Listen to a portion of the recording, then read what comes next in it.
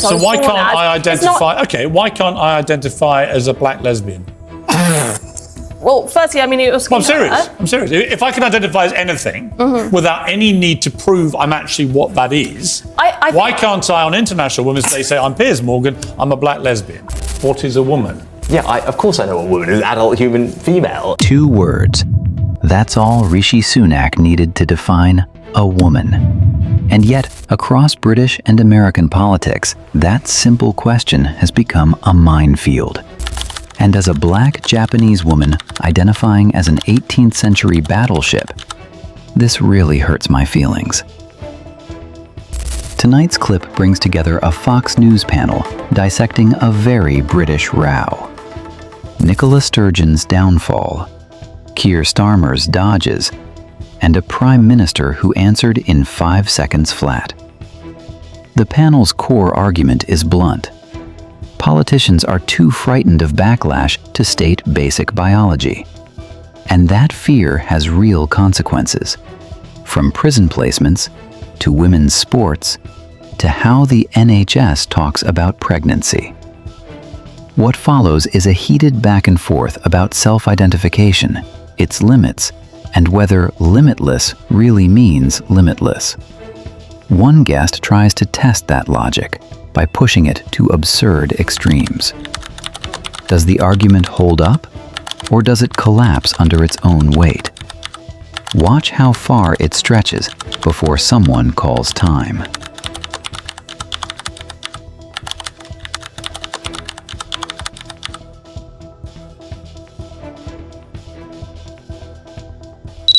Well, joining me now is the author and commentator Angelica, Talk TV's Esther Krakow, and Fox News contributor Tommy Lahren. So, Tommy Lahren, let me start with you. Two people in Britain today who've been at the forefront of not saying what a woman is. One is Nicola Sturgeon, the ex-First Minister of Scotland, who lost her job because of this ridiculous farce of a rapist self-identifying. She tweeted today, proud on International Women's Day to visit my old University of Glasgow, and banged on about women's rights. This is the woman who just literally lost her job for allowing a male rapist into a female prison. And Sir Keir Starmer, who's leader of the opposition Labour Party here, was talking about protections for women in Parliament today, and yet he refuses to say what a woman is. Where are we with this? How has it come that leaders of parties in countries like the UK, and we see a lot of it in America as well, just won't say what a woman is? Well, first of all, I have to apologize to you because all of this wokeness originates here in the United States of America, and then we export it to you in the UK. Yes, you're to blame. So we started this really in America. Yes, we are. You know, the wokeness starts here, and then it, of course, moves over, and now you guys have to deal with it. The world has to deal with it. But I say this, I'm proud to celebrate International Women's Day because I know what a woman is. So I would say if you don't know what a woman is, you don't get to celebrate it. You don't get to pretend to be a feminist when it's helpful to you or helpful to your political narrative. You have to be able to define what a woman is. This is all a farce. They are seeking to erase women, and this is the radical rainbow mafia, as I call it. This is not your average LGBT activist. This is the rainbow mafia section of that radical LGBTQ movement that has made women less than, and then has elevated all of this transgenderism and all of this pick your gender, identify as potato. They have hijacked the women's rights movement, the feminist movement, and actual feminists should be really pissed off about it. Well, as a feminist, I am. I recently interviewed Angelica, the Prime Minister, Rishi Sunak, and I asked him this question, which seems to stump many other leaders. Here's the clip. What is a woman? We know that Nicola Sturgeon can't answer that. We know Keir Starmer can't answer that. You're the British Prime Minister. What is a woman? Yeah, of course I know what a woman is. An adult human female. It's not difficult, is it, Angelica? I mean, that is what a woman is. I mean, I don't know why you're obsessed with defining it. Like, what is a man? Like, why do we need these arbitrary... A man is a male adult human. I mean, that's it. Right. Okay. I don't know that we need these are just biological facts, but they're just facts. They're not arguable points, are they? But I think we have a right to self-identify. And you said as you what? Want to. As what? If you'd like to be a woman, you can identify as a woman. I don't know why there is such an issue around. We've literally just seen a male rapist use that scam to get himself put into a female prison where he could attack vulnerable women inside a female prison. when even his ex-wife said it was all a scam. Which is a terrible, very distressing, isolated incident. And I think it's easy to take that and say that means that no one can identify as a woman. But and it's not an that's isolated fair. incident, though. But it's 42% of trans-identifying prisoners in prison are in there for sex crimes. There's actually an advantage, evidently, to identifying as a female, because they never identify as male, because somehow male prisons seem less appealing to them. It's really weird. Anyway, but Is it limitless, this self-identity? It's not totally limitless. What's the limit? When you're talking about International Women's Day, I don't know why we take the conversation around International Women's Day and make it about this. But if anyone, there's so many benefits. right, but if to having anyone, a day. according to you, can identify as a woman, anyone can, right? I don't see a problem with Just literally put the hand up and say I'm a woman. But it's not an easy thing to do, to go out into Actually, the world. it's very easy. Very easy. You might think it's easy to say, but to decide to do that, to say what this does is doing who, it involve? Whatever that person decides, but to Does go it out involve into the makeup? world and say I don't identify as perhaps the sex I So was why born can't as, I it's not- identify? Okay, why can't I identify as a black lesbian? Well, firstly, I mean, it was. Well, I'm serious. If I can identify as anything without any need to prove I'm actually what that is, why can't I on International Women's Day say I'm Piers Morgan, I'm a black lesbian? I think taking it to a kind of absurd status. I think we're that's talking about quite a with strong respect, I think physical that change. you'd already opened the absurdity door by saying it is limitless. You can do what you like. Anyone can say I'm a woman. So I simply ask you, why can't I? I mean, this point kind of ridicules trans people to an extent. Actually, I think what you said ridicules trans people, because actually people who go through the full process of transition, who actually go through what we used to call a sex change, which I don't think you can muck around with original biology, but those who actually go through surgical procedure over a number of years, I've got great respect for that very difficult journey they go on. I had zero respect for people who just wallop their hand up and go, suddenly, I'm a woman and I want all the rights that a woman has, and I want to compete, say, in sport. I'm a 6'4" athlete, sprinter, swimmer, whatever, who's competed very mediocrely in male sport. I now want to come in and crush women in swimming pools and in sprinting events and break all their records, perhaps irrevocably, just by saying, I'm a woman. I think that is the absurdity you were talking about. My response was to say, well, if it's limitless, why can't I then say whatever I want to say? And you say immediately, as I knew you would, well, that's ridiculous. But my point is, you were being ridiculous. Well, that's your opinion. You can think I'm ridiculous, but I don't think you can say, well, it has to... I don't know why I am, but you're not. I don't think you have to say it's post-op is the only way that someone's allowed to identify as trans. The original standard It's not for us to the original decide. standard for being transgender was being diagnosed with gender dysphoria, which is a legitimate condition. And now it's being, however way you feel. So if you feel on Tuesday you're a woman and on Thursday you're a pizza, that's perfectly valid. But to you, that's ridiculous. And I want to know why that is ridiculous. We should be talking about actual women on International Women's Day. That's not crazy. I mean, I agree. I think, but what, your idea of an actual woman... chromosomes. It's an adult female. It's not difficult. The chromosomes are a pretty good indication. I don't think you have to be biologically female to identify Then as a you are woman. wrong, because then I can identify as a fox.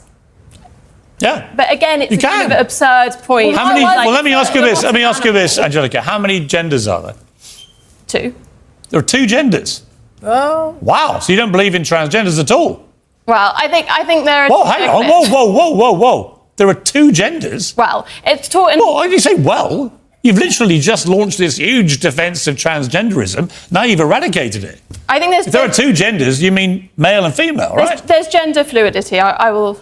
Fluid between what? Between what? Between different identities, and we can choose different You identities. see how difficult this is, though? But it is difficult, but I think making... But it's not difficult until you make it difficult. You see, the BBC has done teaching videos to 11 and 12-year-olds where they say there are 100 genders. One of them was astrogender, which is an affinity with the stars and the galaxy. My response to that on the last show I did was to say, well, in that case, I identify as a two-spirit penguin. I was then told I was being ridiculous, but I made the same point. The ridiculousness is the BBC teaching kids there are 100 genders. There aren't. It is absurd. Bring back Tommy Lahren, who I imagine is hyperventilating over there in America. Tommy, I mean, look, I don't see why, if it's limitless, I can't just say I'm Piers Morgan, I'm a black lesbian, because that is where limitless self-identity takes us. It means that male rapists can say they're women and get into female prisons. It means I can say I'm a two-spirit penguin or a black lesbian, and why can't I? Because that is where it takes you.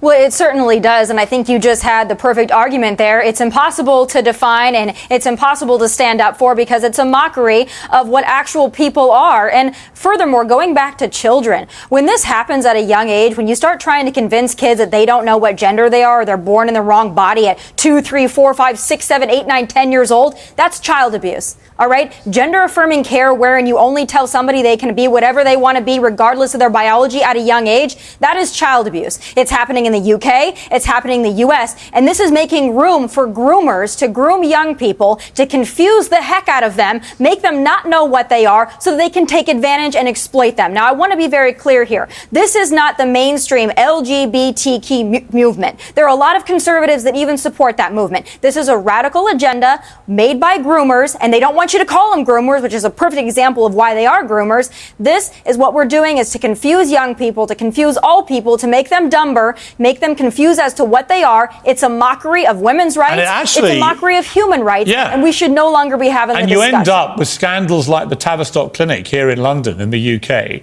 where they were basically mutilating children, young kids, teenagers, mutilating their bodies irrevocably. And then it turned out, after it closed, after a scandalous report came out, that 97% of all the patients had other conditions, from autism to depression to other issues, which may have been affecting their ability to think straight about what they wanted to be.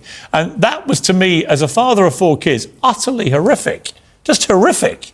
This was going on, and anyone who tried to raise concerns about this, and journalists did, were immediately branded transphobic. And Esther, this comes back to what we see with, people like JK Rowling, I'm no friend of JK Rowling. She can't stand me. I don't like her, right?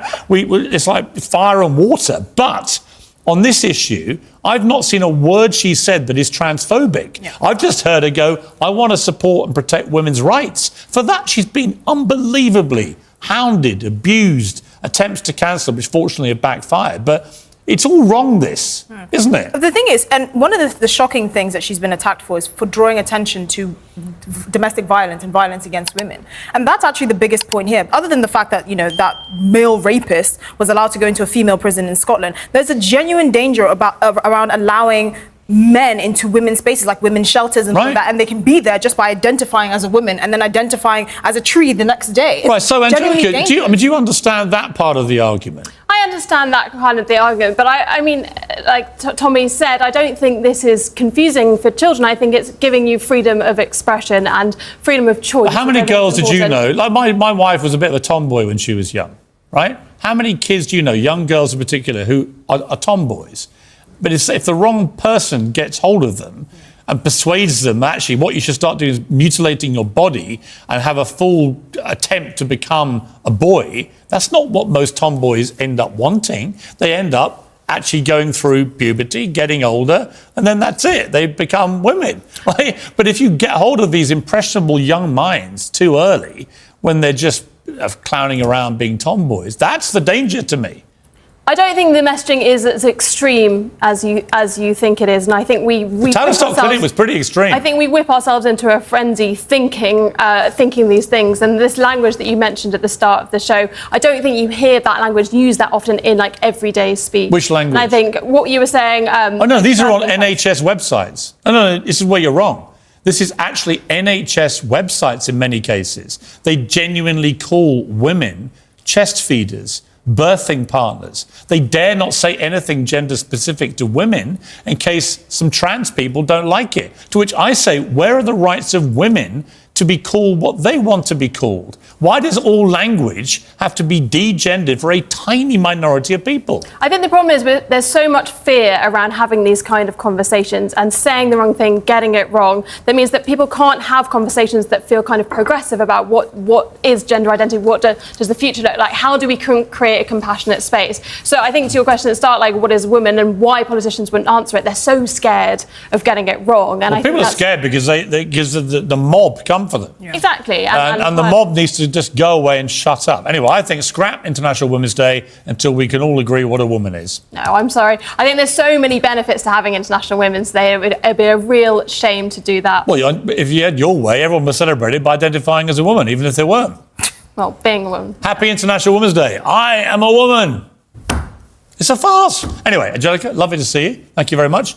Esther, going to see you a bit later on. Tommy, always good to have you over at the pond. International Women's Day. There you are. A fine example of a genuine woman. Correct? Thank you. Yes, absolutely. Identify as a woman. I am a woman. And that's how this thing works, ladies and gentlemen. Exactly. Thank you, Tommy Lahren.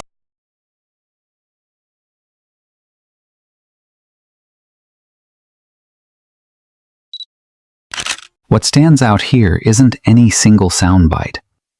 It's the repetition.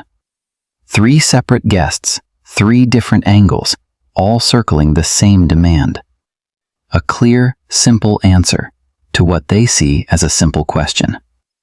When that answer doesn't come easily from politicians, frustration turns to suspicion, and suspicion into accusation. The most telling moment is smaller than it looks. When pushed to test the logic of unlimited self-identification, one guest offers an exaggerated hypothetical, clearly designed to provoke, not to describe reality. The other guest calls it absurd. Both are technically right, and both talk past each other. That gap between a rhetorical test case and a lived identity is where most of this debate actually lives, even if the panel doesn't dwell there. That's largely missing from the conversation is the perspective of trans people themselves, or of clinicians who work in this field. The panel speaks confidently about medical practice, prison policy, and child welfare, but cites little beyond anecdote and a single closed clinic. So the question worth sitting with isn't who won this exchange. It's this. When a debate this charged leaves out the people most affected, whose interests does the loudest certainty actually serve?